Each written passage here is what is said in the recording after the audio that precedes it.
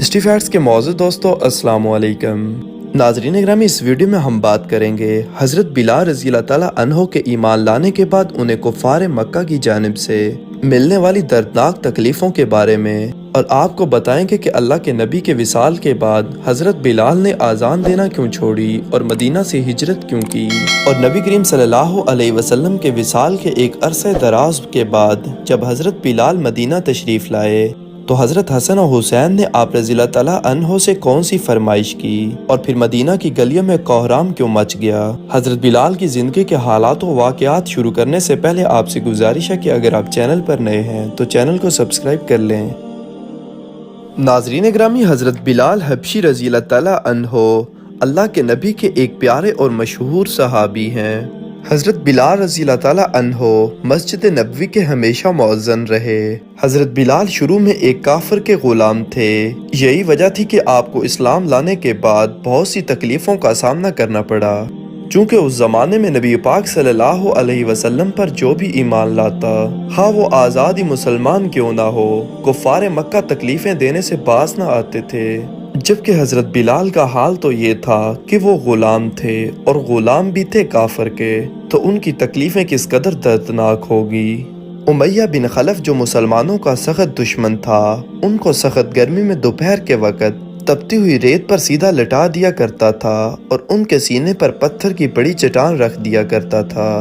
تاکہ وہ اس تکلیف میں مبتلا رہیں اور حرکت نہ کر سکیں، اور کہتا تھا کہ یا اس حال میں مر جاؤ، اور اگر تم چاہتے ہو کہ میں تمہیں زندگی عطا کروں تو اسلام سے ہٹ جاؤ اور ہمارا دین اختیار کر لو۔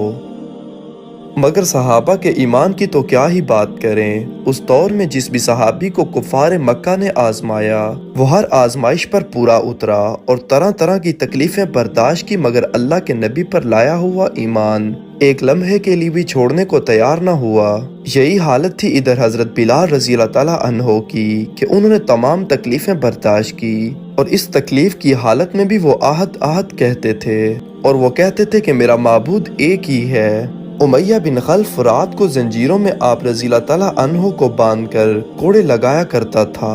اور اگلے دن ان زخموں کو گرم زمین پر ڈال کر اور زیادہ زخمی کر دیتا تھا تاکہ آپ رضی اللہ تعالیٰ عنہ کی بے قراری بڑھائی جائے اور تکلیف زیادہ سے زیادہ دی جائے، شاید وہ بے قرار ہو کر اسلام سے پھر جائے یا تڑپ تڑپ کر مر جائے۔ پھر ایک وقت ایسا آیا کہ امیہ بن خلف آپ رضی اللہ تعالیٰ عنہ کو تکالیف دے دے کر تھک گیا، تو اس نے اللہ کے پیارے صحابی کو تکالیف دینے کے لیے مکہ کے کفار سے مدد مانگی، جس میں ابو جہل سمیت اور بھی بہت سے کفار مکہ کے ظالم لوگ تھے جو حضرت بلال رضی اللہ تعالیٰ عنہ کو تکلیفیں دیا کرتے تھے، لیکن عذاب دینے والے اکتا جاتے، کبھی ابو جہل کا نمبر آتا، کبھی امیہ بن خلف کا۔ ہر شخص اس بات کی کوشش کرتا کہ میں اتنی تکلیف دوں کہ میرے سامنے یہ بلال اپنے کلمہ حق سے ہٹ جائے، ہر شخص اس کی کوشش کرتا کہ تکلیف دینے میں زور ختم کر دے۔ خلیفہ اول حضرت ابو بکر صدیق رضی اللہ تعالیٰ عنہ نے جب حضرت بلال رضی اللہ تعالیٰ عنہ کو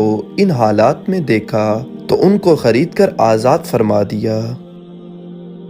چونکہ عرب کے بت پرست اپنے بتوں کو بھی معبود سمجھتے تھے، اس لیے ان کے مقابلے میں اسلام کی تعلیم توحید کی تھی، لہٰذا ان کے بتوں کا انکار ہو رہا تھا، جس کی وجہ سے حضرت بلال رضی اللہ تعالیٰ عنہ کی زبان پر ایک ہی ایک کا ورد تھا۔ یہ تعلق اور عشق کی بات ہے جو حضور پاک صلی اللہ علیہ وسلم سے ان کا تھا۔ آج ہم جھوٹی محبتوں میں دیکھتے ہیں کہ جس سے محبت ہو جاتی ہے اس کا نام لینے میں لطف آتا ہے، بے فائدہ اس کو رٹا جاتا ہے، تو اللہ کی محبت یا اس کے رسول کی چاہت کا کیا کہنا، جو دین اور دنیا دونوں ہی جگہ میں کام آنے والی ہیں۔ یہی وجہ ہے کہ حضرت بلال رضی اللہ تعالیٰ عنہ کو ہر طرح سے ستایا جاتا تھا، سخت سے سخت تکلیفیں پہنچائی جاتی تھی، مکہ کے لڑکوں کے حوالے کر دیا جاتا تھا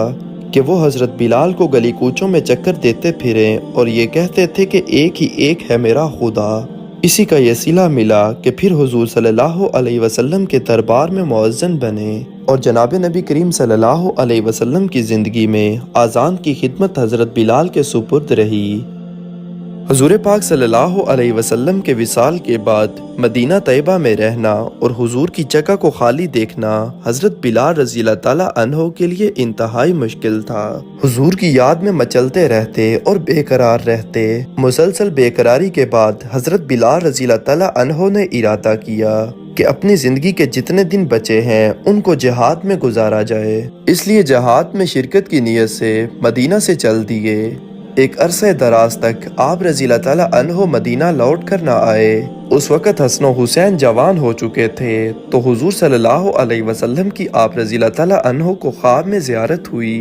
अल्लाह के नबी ने फरमाया, बिलाल ये क्या जुल्म है, हमारे पास कभी नहीं आते। बिलाल तो अल्लाह के नबी के सच्चे आशिक थे जो आँख खुलते ही मदीना तैयबा हाजिर हो गए, जहाँ पर अल्लाह के नबी के दो लाडलों की जियारत हुई। हजरत हसन और हुसैन रज़ी अल्लाह ताला अन्हो ने हजरत बिलाल रज़ी अल्लाह ताला अन्हो से उनकी जिंदगी की सबसे मुश्किल फरमाइश कर डाली। नबी के लाडलों ने हजरत बिलाल रज़ी अल्लाह ताला अन्हो से कहा, सैयदना बिलाल, हम अपने नाना के दौर की आज़ान सुनने के ख्वाहिशमंद हैं।